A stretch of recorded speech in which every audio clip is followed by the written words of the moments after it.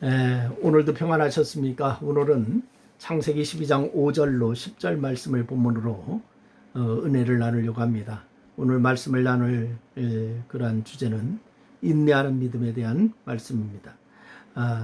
지난 시간에 살펴본 것처럼 히브리서 11장 8절 말씀은 아브라함의 순종하는 믿음에 대한 말씀이었습니다. 그래서 아브라함은 부르심을 받았을 때에 순종하여 장래의 유업을 받을 땅을 나가고 그 갈 바를 알지 못하고 나갔다. 그렇게 말씀을 하고 있습니다. 그런데 이어지는 11장 9절 말씀에 보니까 아브라함의 삶 가운데 보이는 인내를 소개하면서 그 인내 역시 믿음으로 이루어진 것이다 라고 이렇게 말씀을 주시고 있습니다. 그래서 인내야말로 아브라함이 하나님께 보인 믿음의 고백이다 라고 하는 것입니다. 그러면은 아브라함은 그 어떤 면에서 인내하는 사람이었을까요? 그리고 인내와 믿음은 어떻게 연결될까요?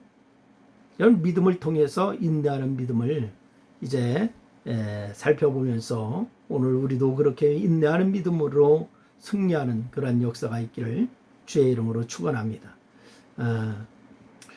우리가 말씀을 같이 나눌 그러한 주제는 첫 번째, 아브라함은 나그네 삶을 살았다라고 하는 사실입니다.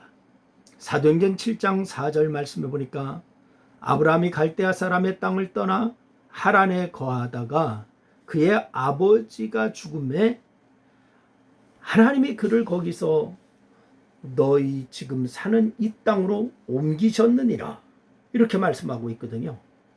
그래서 우리는 이 말씀을 통해서 아브라함이 우르에서 소명을 받고 아버지 데라를 설득하여서 하란으로 이주하였다가 데라가 죽자 하란을 떠났다는 것을 우리가 알 수가 있습니다. 데라가 하란까지 이주하였다가 그것을 떠나지 못하고 하란에서 죽은 것은 그만큼 미지의 세계로 미지의 땅으로 떠나는 것이 두렵고 어려운 일이었다라고 하는 것을 의미한다. 이렇게 우리가 볼 수가 있습니다. 하지만 아브라함은 그 모든 장애와 두려움을 버리고서 아브라함의 나이 75세라고 하는 적지 않은 나이에 오직 하나님의 명령과 약속의 말씀을 붙들고 그리고 하란을 떠났습니다. 그렇게 하란을 떠난 아브라함이 하나님의 인도하신 가운데 약 600km의 여정 끝에 마침내 가나안 땅에 들어갔어요. 창세기 12장 6절 말씀해 보니까 이렇게 얘기합니다. 아브라함이 그 땅을 떠나 세겜 땅 모래 상수리 나무에 이르니 그때의 가나안 사람이 그 땅에 거주하였더라. 이렇게 말씀하고 있습니다. 그러니까 그가 세겜 땅 모래 상수리 나무에 이르는데 그때 가나안 사람이 그 땅에 여전히 남아 있습니다. 이 말은 아브라함이 세겜의 원주민인 가나안 사람들과 어울리지 못하고 그것을 떠났다는 거예요. 떠났다는 뜻입니다. 아마도 아브라함은 우상 숭배를 탐닉하였던 가나안 사람들 가운데 바로 이 생활할 수가 없다는 것을 결정 내리고서 베델 동쪽 산으로 장막을 옮겼던 것 같습니다. 물론 가나안 사람들의 그런 배타적인 행동 역시 아브라함으로 하여금 그런 결정을 내리게 했을지도 몰라요. 그런데 이후에도 아브라함은 점점 남방으로 옮겨가는데 얼마의 시간 동안 어느 정도 이동하였는지 우리가 알 수가 없습니다. 그 생활은 매우 힘들었을 거예요. 이주한다는 거, 나그네 삶 산다는 거 이거 쉬운 일이 아니잖아요. 게다가 그 땅에 기근이 들고 애굽에 거류하려고 그리로 내려갔더니 아브라함이 얼마나 몸과 마음이 힘들었을지 우리가 짐작하고도 남는 그런 일입니다. 그래서 히브리서 11장 9절 말씀해 보니까 그가 이방 땅에 있는 것 같이 약속의 땅에 거류하였다라고 이렇게 말씀을 하고 있어요. 여러분 여기에서 9절 말씀 11장 히브리서 11장 9절 말씀에 거류하다라고 하는 말은 무슨 말이냐면은 나그네처럼 기거하는 거 이걸 의미하는 거예요. 나그네처럼 기거하는 거. 그러니까 아브라함 평생 이렇게 가나안 땅에 나그네로서 장막에 거하였답니다. 그리고 우리가 두 번째 살펴볼 것은 아브라함은 그런 어려움 가운데서도 믿음으로 인내했다라고 하는 것을 우리가 주목하여야 합니다. 하나님께서는 아브라함이 세겜에 이르렀을 때 그에게 창세기 12장 7절 말씀해 보니까 그렇게 얘기해요. 여호와께서 아브라함에게 나타나 이르시되 내가 이 땅을 내 자손에게 주리라 하신지라. 자기에게 나타나신 여호와께 그가 그곳에서 제단을 쌓고, 그렇게 말씀하고 있습니다. 내가 이 땅을 내 자손에게 주리라. 그러니까 아브라함은 그제야 가나안 땅이 하나님께서 그와 그 후손에게 주실 약속의 땅이라고 하는 거 이제 알았습니다. 그전에는 하나님께서 바다의 모래수 같이 하늘의 별과 같이 많게 하리라 라고 했지만은 그건 어딘지 몰랐어요. 하지만 세겜에 머물지 못하고 계속 이주하였듯이 아브라함은 가나안의 어느 한 지역에 정착하지 못했습니다. 유목이라고 하는 직업의 특성상 그랬을 수도 있지만은 그래 그가 처한 여러 가지 상황이 그렇게 만들었을 거예요. 이에 대해서 사도행전 7장 5절 말씀 보니까 여기서 발붙일 만한 땅도 유업으로 주지 아니하시고 이렇게 기록하고 있습니다. 발붙일 만한 땅도 유업으로 주지 아니하시고. 그래서 아브라함은 가나안에서 한 뼘의 땅도 차지하지 못한 거예요. 한 평의 땅도. 나중에 사라가 죽었을 때 한번 보세요.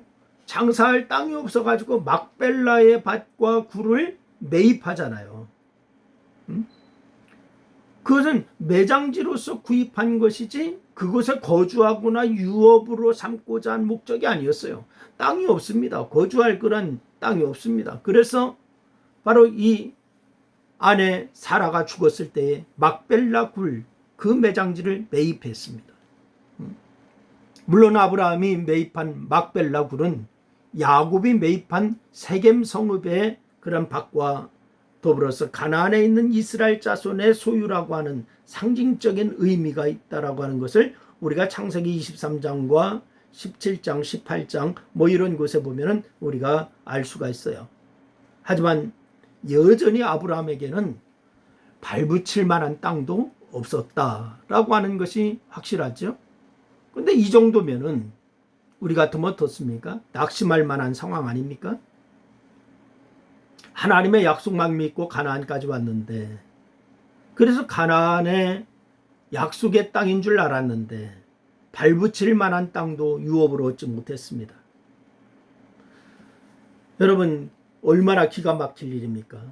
자기의 친척, 자기의 터전, 자기의 모든 친구, 고향 땅 다 버리고 왔는데 큰 민족을 이루기는커녕 평생 동안 나그네로 살아야 하니까 했으니 절망하면서 낙심할 만한 그러한 상황이 아니겠습니까? 하지만 아브라함은요, 그 상황에서도 하나님이 계획하시고 또한 지으실 터가 있는 성을 바라봤다. 물론 여기서 말하는 성은 임시 거처가 아니라 한 곳에 고정된 영구한 집을 의미하는 거예요.